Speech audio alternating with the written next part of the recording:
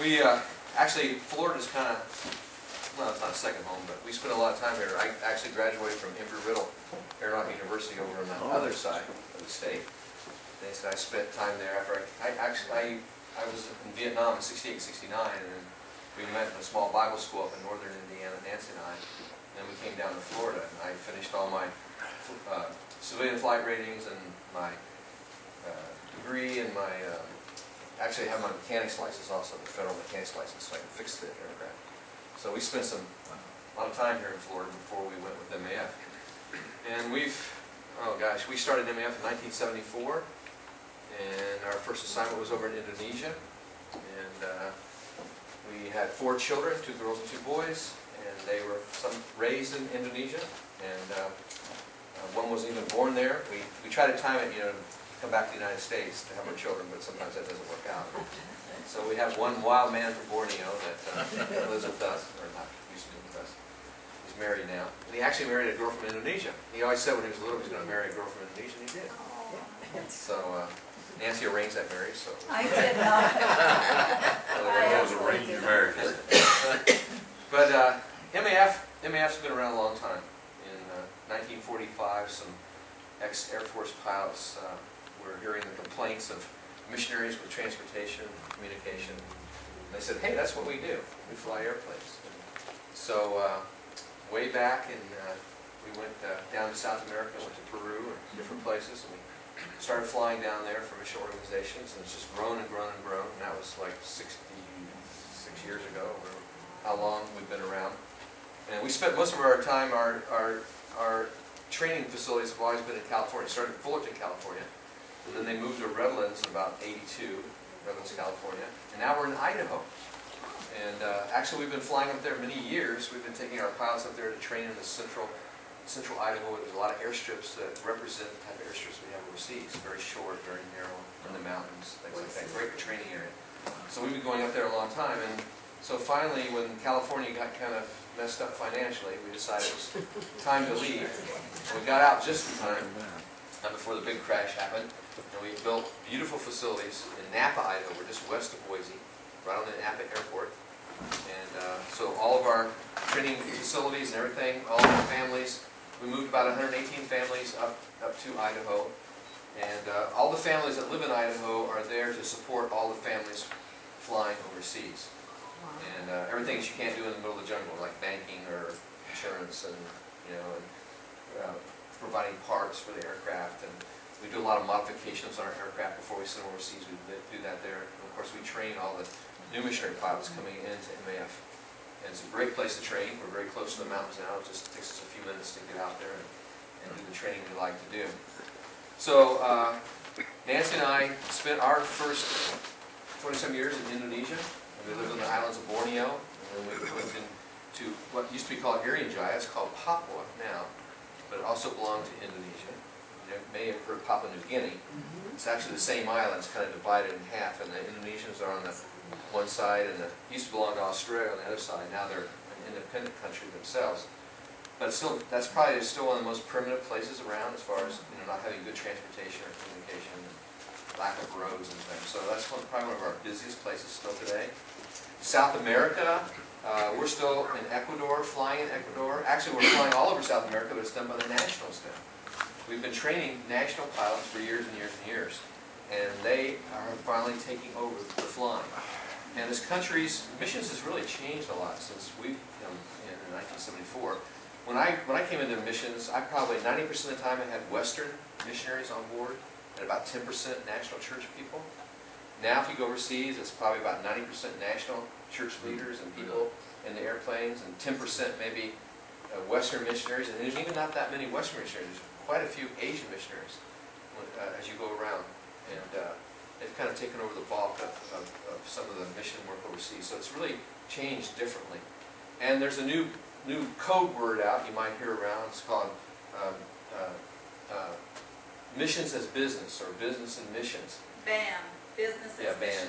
So what's happening is there's a lot of, as the countries grow up and get more sophisticated, and after all these years, there's a lot of countries we can't get visas to be in the country unless we do something for the government or provide some kind of a You know, they just won't get you. You can't go up and say anymore, I'm a missionary, I want to live here. No, that doesn't work anymore, especially in the closed Muslim countries. But you know, so we have to do some kind of a work or job so we can do the mission work on the side. Now, us as in aviation, that's easy because there's tons of humanitarian work in flying that you can do. So we don't seem to have too much trouble getting our visa slots in these different countries. But you know, a lot of missionaries go over as doctors, nurses, farmers, whatever. And they have these little businesses, or they work within their areas, and then they get to do the mission work as well, because they're able to get a visa and be able to stay in the country. So there's been a lot of changes. One of the things we've been dealing with our new pilots is, you know, all of our pilots, we encourage them to read books about missions. Well, they're reading books that were written 30, 40 years ago, and they're great, they're wonderful. We want them to read it. But then they kind of get in their mind, well, when I get out there, you know, there's going to be all these naked savages, and I'm going to be reaching new people, and there might be some small places like that, and of course, translation is big. I mean, we're trying to translate the Bible into their language, and so that's still big. But it's not like that anymore, you know. And they'll get over there and say, this is not what I read in these books, you know. So it's one of the part of our orientation as the pilots go through. We're trying to educate them, to prepare them, you know, for what they're going to be going through differently than we're used to. Now, I brought that up because my ministry, I'm not a pastor or a teacher or preacher. That's what God called me to do. We know in the body of Christ there's many different parts, right? And all the parts have to work, and all the parts are different, but all the parts are important. And so my ministry is technical. Very technical. I fly an airplane. I fix airplanes. I fly helicopters. I fly whatever they got. So I have a story that the last time that Nancy and I were getting ready to leave Indonesia, an Indonesian pastor came up to me, and we were saying goodbye and talking. We're speaking Indonesian. And he says to me, he says, I want to thank you for not throwing the rice bags. And I'm going, okay, I've been here a long time, but I still don't understand the language. And I go, what do you mean? Thanks for not throwing the rice bags. And what this Indonesian pastor was trying to say to me was, he says, we watched you all these years, every day, take care of our people, how you strapped them in the airplane, how you told them what the flight was going to be like, how you explained what's happening in the airplane, how you handled their stuff. I would take out missionary, these are national missionaries from the national church going out to reach tribes in their own country. And their whole worldly goods was in 100-pound rice bags, burlap rice bags that they put rice in. They would put their worldly goods in there. They would have 4 or 5 kids. They have pots and pans. You know, I have to call a moving van for my stuff, or a U-Haul. They put all the worldly goods in this 100-pound rice bag. So I was always careful about how I handled their stuff, how I took care of their stuff, because that's all they had in this whole world that they had. And here they were going to go out and live in some more remote place, trying to tell those people about God and bring the gospel to them. And so, very simply, what he was saying to me was, we saw Christ in how you handled our stuff, how you took care of our people. Because see, I was making 15, 20 lands a day. I didn't have time to stand around and talk. I was bringing missionaries in so they could tell them about Christ or translate or whatever they're going to do, church plant. But I had to go to the next place and take more missionaries to some other place.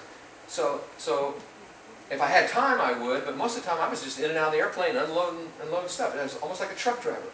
Very technical thing. But this national pastor was telling me, he's saying, I saw you took care of our stuff. We saw Christ in that. And that really, wow, you know?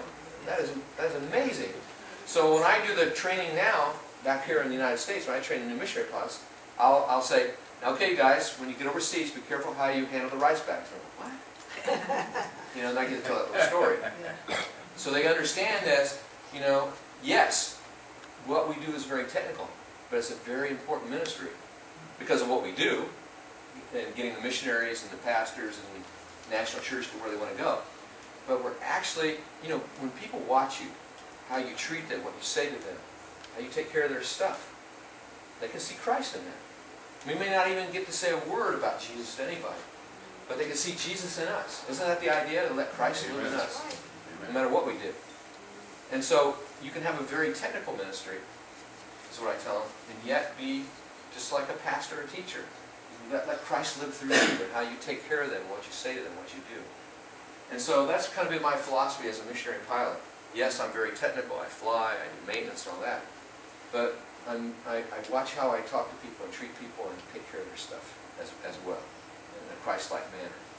So Sometimes things happen, like I was in a village one day, I had been there a long time, and I wanted to check their airstrip, and I heard this wailing and crying. Now I'm jumping over from, that was in New Guinea, now I'm jumping over to Kalimantan, or Borneo. And it's a different type of people, different culture of people. And so when someone dies, they take a log and they carve it out and they lay the person in and they set the thing on fire and they just burn their bodies. That's what they do. So I said, I heard and they wail. I mean, they get this big wailing going on. And I said, oh, what happened? Who died here? And they said, oh, she's not dead yet. I go, what? They had her laying in the log, but she's not dead. Up, right? Yeah. And I said, well, what happened here? And she was, I could see she was bleeding very badly. And I checked her pulse, and she was still alive. I said, what happened here? And they said, well, she had a baby, and the baby got turned, and she couldn't deliver the baby. She couldn't deliver the baby. And so the witch doctor and a couple guys in the village decided they would jump up and down her stomach to break the baby up so she could deliver it. Well, you know what happened? I mean, she's bleeding, she's dying. So I said, well, let's get, the hospital had a missionary hospital about an hour's flight away. I said, let's get her into the airplane and let's see if we can save her life. And they go, oh, no, she's going to die. Just let her die. You know, I couldn't get anybody to help me take her to the airplane. So I picked her up, carried her down the path, put her in the airplane, took the seats out, laid her down, and started this hour flight to the hospital. And I just prayed, okay, Lord, you know, if you let this little, she was a young girl. She couldn't be over 16 or 17. They marry really young. And I said, you know, keep this girl alive till I can get to the hospital. And she stayed alive. And the doctors were able, of course the baby was dead. They had to take care of that. But they saved her life. And she stayed there for about 2.5 months, recovering. And everybody goes to the hospital, hears the gospel. Because the doctors are all Christians. And so that's their ministry. You know, as they come in, they do their technical thing, but they're giving the gospel to these people who are coming into the hospital. So she got saved while she was there. And then it was time for me, they called me and said she's ready to go home. So I flew this little girl back to the village. Well, when she got out of the airplane, they thought she was a ghost. They wouldn't even touch her at first, you know, because they just figured she went off and died and we buried her somewhere. I said, no, touch her, she's fine, you know. And they started talking and everything was okay. Well, I can take you to that village today, and because of that, all I did was make a flight to the hospital and back with her. And she brought the gospel back into that village. There's a church there today, big church. They sent out their own missionaries today because of one flight. Just a very technical thing. But God uses all those things, all those different parts of the body of Christ to build His church and to get it, you know, to get it done. And so it's very exciting, you know, to see how God works in all those different ways. And especially for me, I'm not a preacher or teacher. I'm just a pilot mechanic. But God uses those technical things, you know, to bring the Word of God to people that live out in the middle of nowhere. And we kind of, MAF and the other organizations, limit ourselves kind of to the places where it's tough, like there's no roads and cars, and it's tough to get around, and you know, you think taking your family and your children going and living out in some remote place. When Nancy and I first went out, we had a radio. But now you can go out there and we've got little satellite dishes. You can get on Skype and the grandma and grandpa can see their grandkids out in the jungle, and you know, and translators can help link up the mainframes and they have computers that cuts their translation time down, and you know, and we have telemedicine now out in the field, and we can take an X-ray and send it back here to the United States, and I mean just all kinds of stuff. I mean the technological is just wonderful. We have HF, high-frequency radios we provide for all the missionaries we fly for. They can talk to each other. Somebody lives in another village, they can talk to a doctor every day on the radio if they need to. They can call us, they can talk to us. I mean, you're not isolated out there all by yourself anymore. You've got all these great communication abilities, plus you have the transportation abilities as well, with the aircraft or helicopter or float plane. Or we try to provide the right kind of aircraft where the missionaries are living. You know, they might be living on a mountaintop, they might be living in the desert, they might be living on a river. We'll try to provide the right kind of airplane for them to get the job done that they're trying to do, what God's calling them to do, to preach or teach. I'm going to show you this little video. It's just kind of a general video, just to show you what MAF is and what we do. We'll watch it here.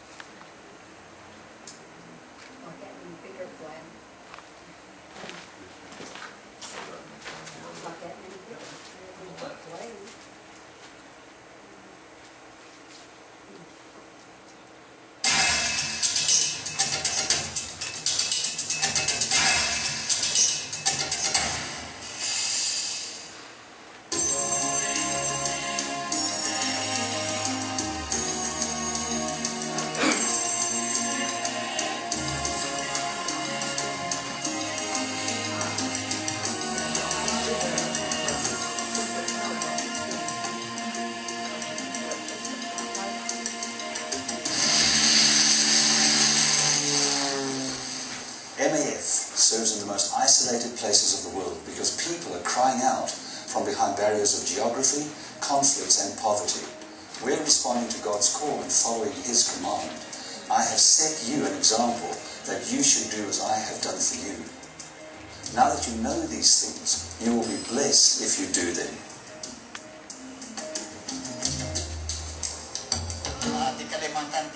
There are 52 church planting in East Kalimantan, and 34 is absolutely depending on MAF airplane.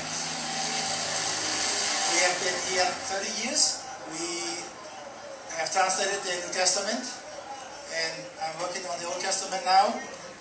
We have now 68 churches with about 6,000 baptized believers that worship every Sunday.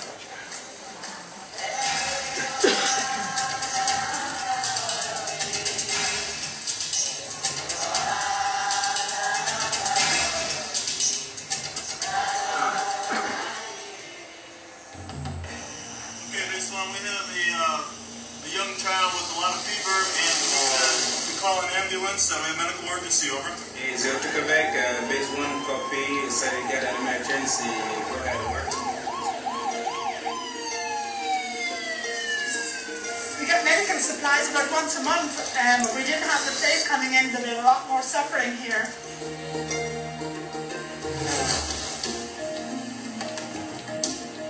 So the help with MAF bringing in perfusions has helped us to save at least about 80 lives.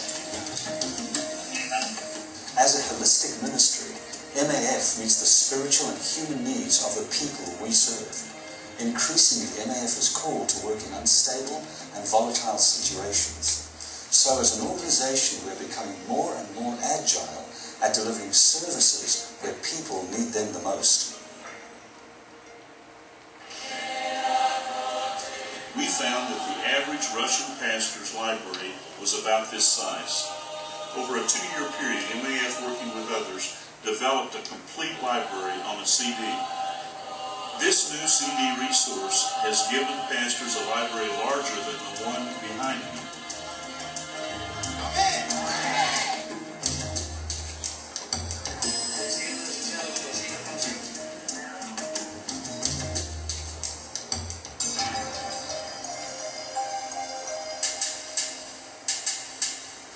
We've got a lot of stuff coming in, and it's going right to the people. Flying right to the spots where people are actually secluded. This camp has actually been abandoned because it's a small camp and because it's so far out and in a way, I think, unreachable. And the air support has just been wonderful. These guys have flown in and out every single day. Without them, it would have just been impossible. This is one of the first places that MAF came into. When they first came in here, a lot of the people hadn't eaten for 4 to 5 days. Everything that comes off the airplane, they'll divide it evenly among about 8 to 10 villages.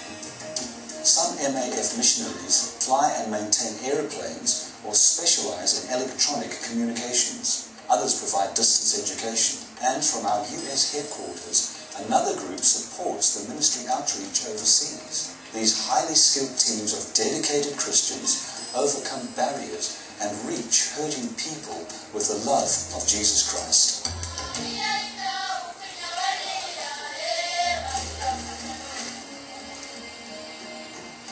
And to think about not having MAF at all, that's almost my first nightmare. It would be a real setback to lose that capability. It just becomes so part of what we do.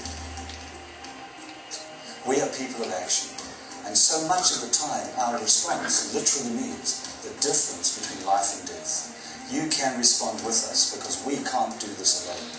Will you pray for this ministry? Will you consider becoming a ministry partner? We depend on faithful supporters to reach people who need God's love and the support of MAF. Will you consider volunteering? Short or long term, we have many opportunities for you to touch lives around the world. Thank you for praying, and thank you for giving.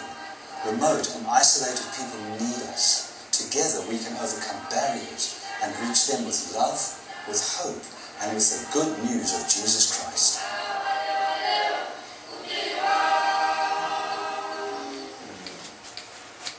One of the things, what time do I have to stop? 10? About a quarter after. Quarter after? Okay, good. One of the things that, since we've been back home, I'm kind of getting older now, so they brought me home to train the new pilots going out to do what I used to do. And so, since we've been back home and training new pilots, Nancy was always overseas interested in hospitality. Because as a pilot, we'd have a lot of people. Sometimes I couldn't get them into the place we wanted to go because of the weather or something. So we always had people in our home. So Nancy always had food ready, and we had people sleeping on the floor and the couches and everywhere else.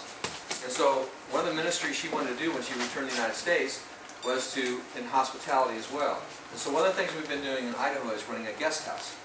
And in the guest house, we've been averaging 15 to 20 missionaries or missionary pilots or whoever is passing through living in our house all the time. They come and stay in our home. All the different Sunday school classes and people donated furniture and things for our home. And so we had a really nice guest house, a place for them to come to either rest or to pilots to train or missionaries passing through or whatever the reason was. We opened this guest house. So, so Nancy's been doing that, and I'm just going to let her tell you a little more about her ministry, and I'll talk some.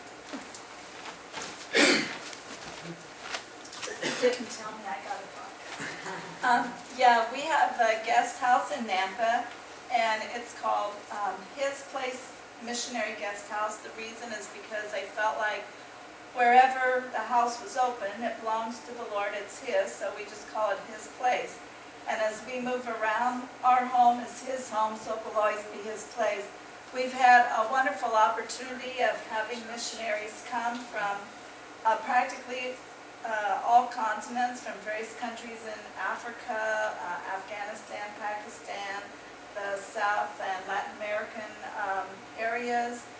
Then, of course, we have people that come from places like Indiana and Texas and stateside because they come as volunteers.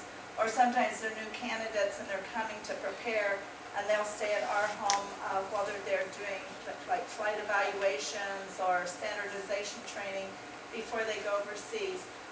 Not all of our guests are MAF related. We've also had guests that have come from New Tribes Mission. We've had guests that come from, well, it's not in the States, but it was an African mission, and they're people. Most recently, we had Jorge from Spain. He was with us for 4 months, and his ministry was related to learning technologies, and he was going back to the country of Spain.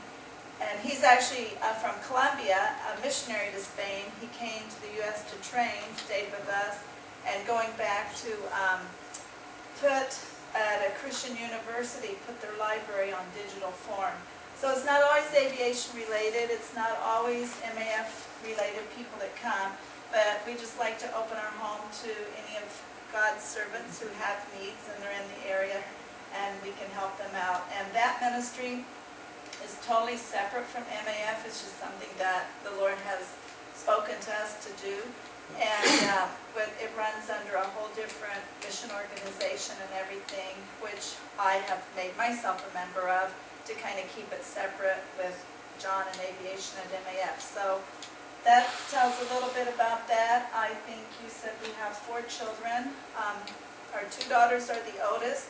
They're in their 30s, and our 2 sons are in their 20s. We have 2 married children, 1 son, 1 daughter, and we have 2 grandsons. One's 4 and one is going on 4 months, and he's got the Indonesian mother, which I did not arrange the marriage. However, I did meet the girl when I was visiting in California. I stopped by Costco. She and her family, an aunt and uncle, were there, and we were chatting, exchanged phone numbers, and just became acquainted. And about a year and a half later, she hadn't seen any state in the United States except for California. And I said, well, if you ever want to come to Idaho and see Idaho, you're welcome to do that. She came, all she saw was our son.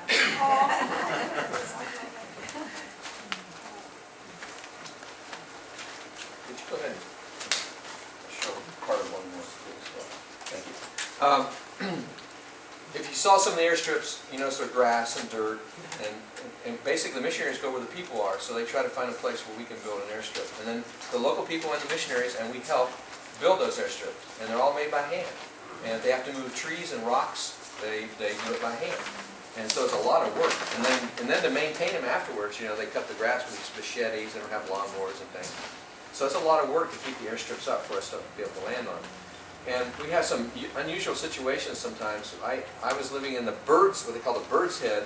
It looks like a bird's head if you look at the map, up in on the island of New Guinea, which is called Papua now. And it's a very remote area. And I had a helicopter and a fixed wing. I was flying up there at the same time.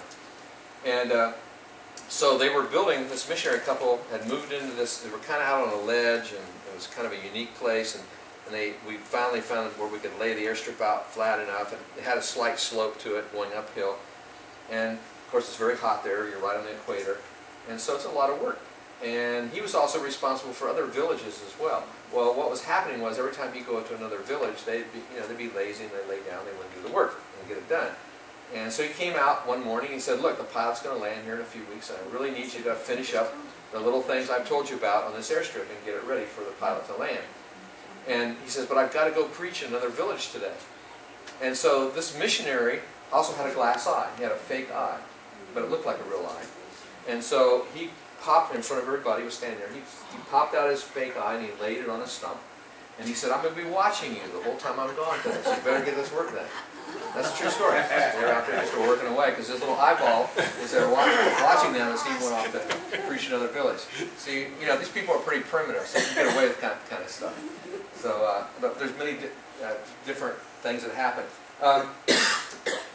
I want to show you just a little bit of this movie. It's interesting because it's up to date. This is in Haiti.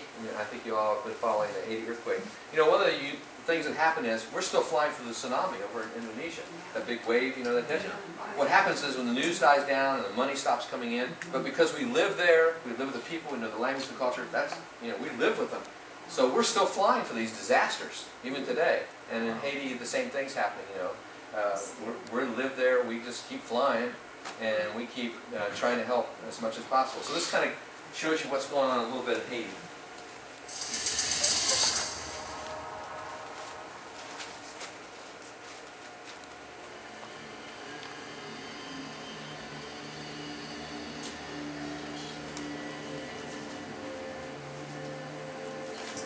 Last year, the Legacy Church for a Mission Department raised $3,800 for the station relief.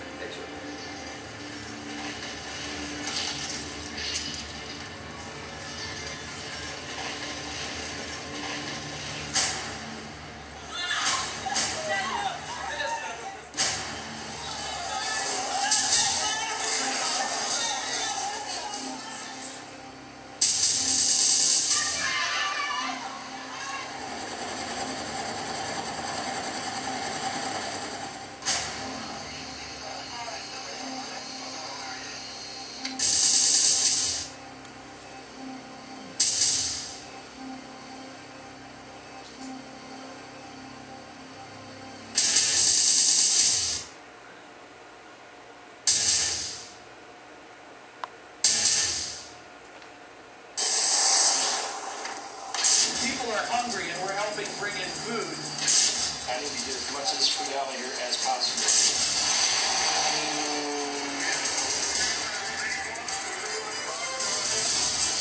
It's going to be years before this country really gets back on its feet again.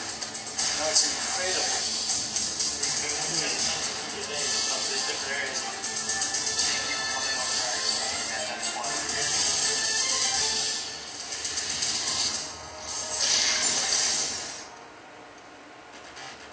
The earthquake that rocked the Caribbean nation of Haiti in January 2010 hit the capital city of Port-au-Prince. Port-au-Prince has over 3 million people.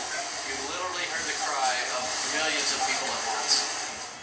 In response, military, relief organizations, and work teams overwhelmed the Port-au-Prince airport. Mission Aviation Fellowship has been operating a base there since 1986.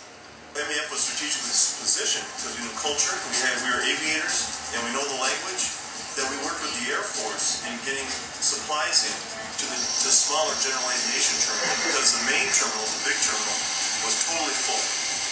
The ministry of MAF is sharing the love of Jesus Christ through aviation and technology, so isolated people may be physically and spiritually transformed. The emotion for me is pretty poignant because I served here for 18 months, and as the current MAF president, this is a great opportunity for me to be with our team here in devastated Haiti. Usually, 5 MAF missionary families live and serve in Haiti. Wives and children were evacuated shortly after the quake until stability is reached, both in security and basic services. Because the need surged in Haiti, MAF brought in additional pilots and aircraft, including the Kodiak, the first airplane designed from the ground up for mission aviation. Join us as we follow the MAF missionaries and pilots as they provide relief to earthquake-ravaged Haiti. A bunch of us have been sleeping out in the hangar, and operations have been started early in the morning with planes sometimes arriving at 5:30, and then us sorting cargo to get to the right agencies late at night. So it's been very busy, but also it's been a blessing to be part of the MAF team. So it's the entrance, there's a UN truck and a lot of guards sitting around. Just come in there and tell them you're coming to MAF to load the truck with supplies. We have like 900 pounds coming in, and I think we have 90 that came in today. We found out, so we're kind of making a mad dash over here to get it, and we'll take it back over to King's Hospital, and our surgeons are still engaged in work. Being a missionary pilot here in Haiti is awesome. I've dreamed of flying since I was 2 years old, and I get to go to work and do what I love every day. And it's from building relationships, just getting medevac people where they need to go. The mission team's in and out to help build schools and churches, and we are making a difference there, so it is awesome.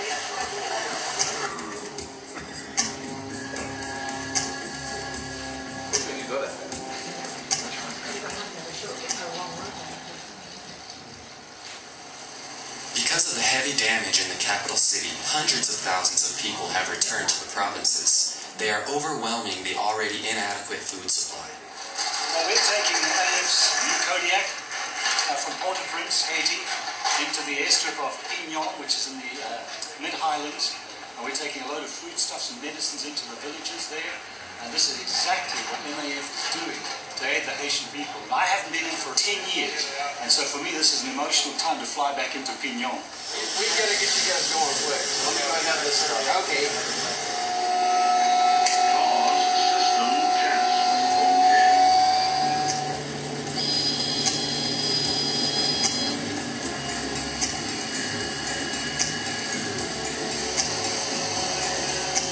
Young, we were feeding about 11,000 people a day at the station there.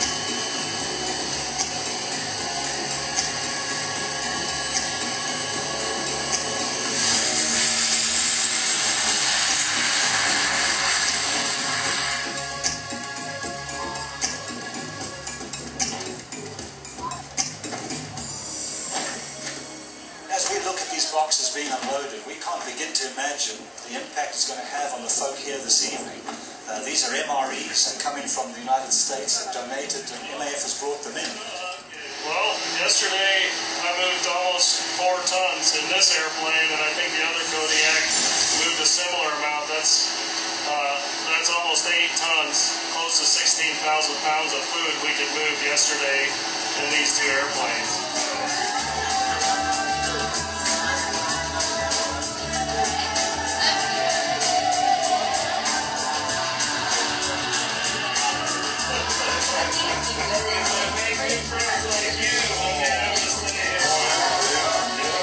I've just seen on a level of scale of human suffering that I have never experienced and witnessed firsthand before. It's very emotional, but we will continue with God's help and God's guidance. We will be here in Haiti and in any of the MAF programs over the world. We will reach out that hand of love to those least fortunate than us.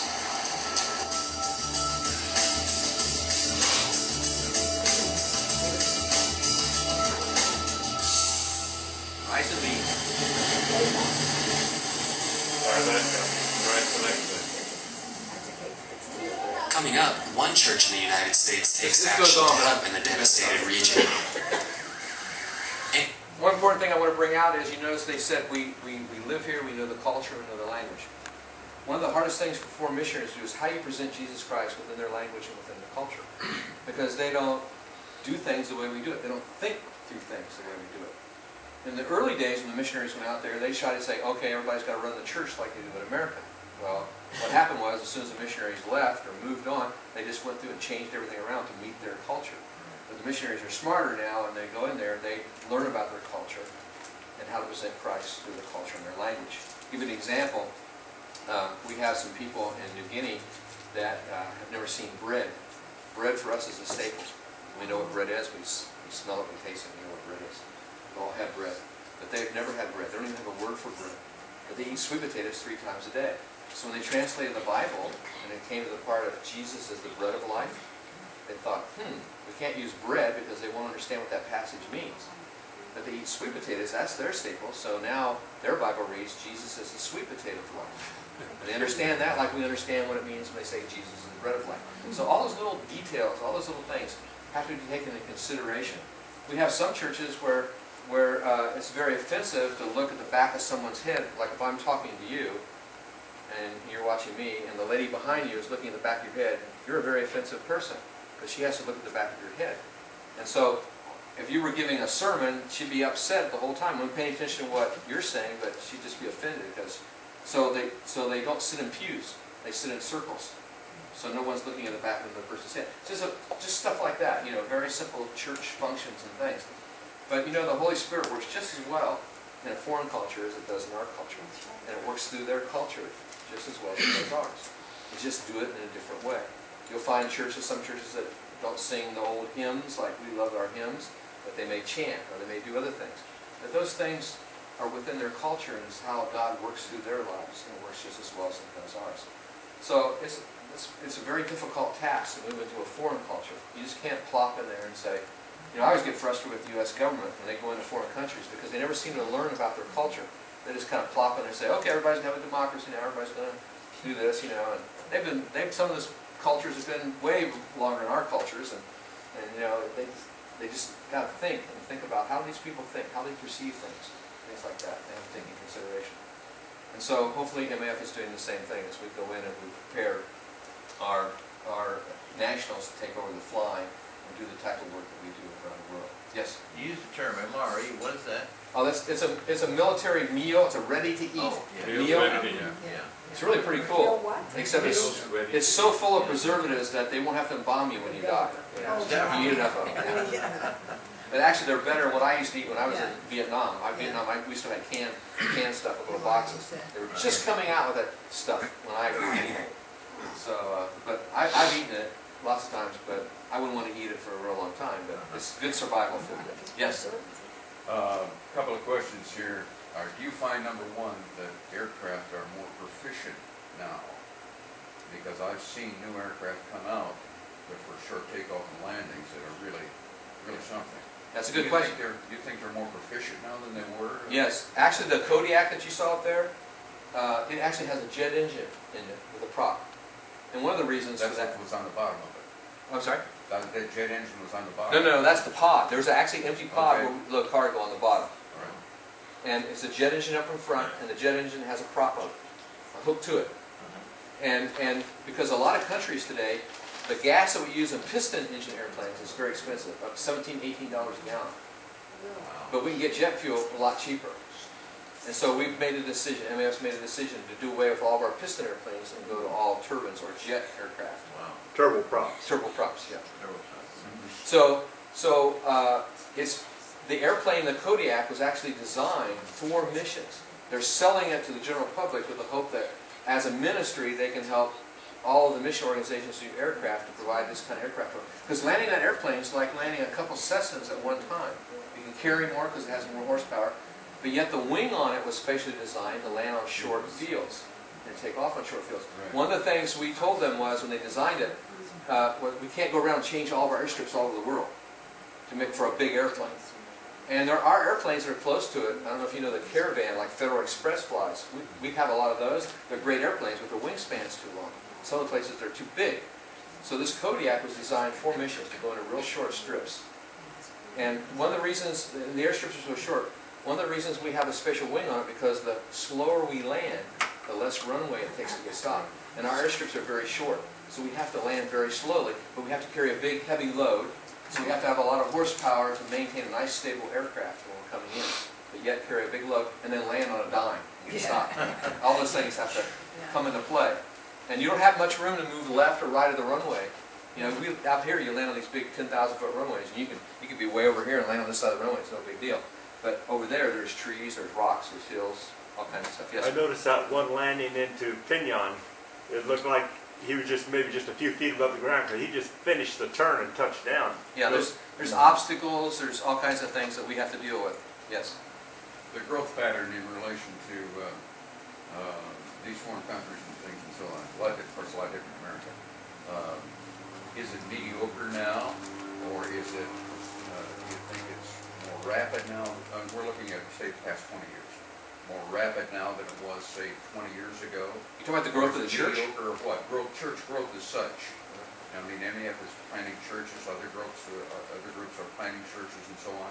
We hear this all the time, and we don't go there. Other people are there. Is the growth more rapid now than it was, say, 20 years ago? Or is it mediocre or what? You've done some research. What? You got an opinion? Not on the church growth side. I haven't done any research on that. I would say that the dynamics of the church growth are changing. There's a lot more Asian missionaries that are going out, particularly from Korea, South Korea. There are still problems with the national churches being maybe a mile wide and an inch deep. That's common, to be honest with you.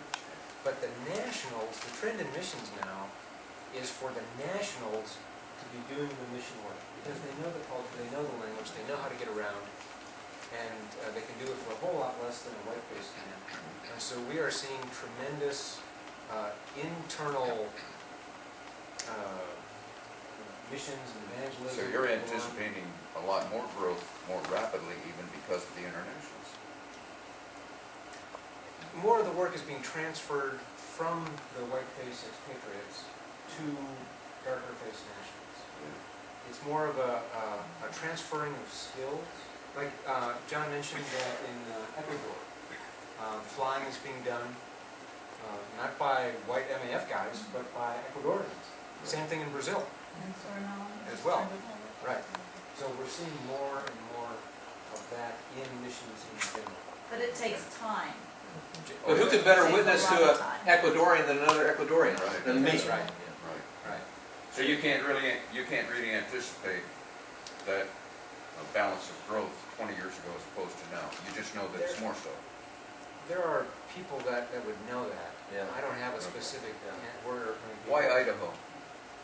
The reason we chose Idaho was economic reasons of what was happening in California. And Idaho offers us tremendous training opportunities because of the closeness of the mountains that we have in the airstrips there. Yeah, we've been going there for years anyway from California. We've been flying all the way up.